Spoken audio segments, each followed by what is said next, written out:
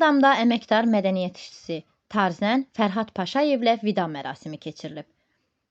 21 oktyabr 2025-ci il tarixdə Ağdam rayon Quzanlı qəsəbəsində əməkdar mədəniyyət işçisi, Ağdamın Şur ansamblının keçmiş bədii rəhbəri Tarzən Fərhad Paşayevlə vida mərasimi keçirilib.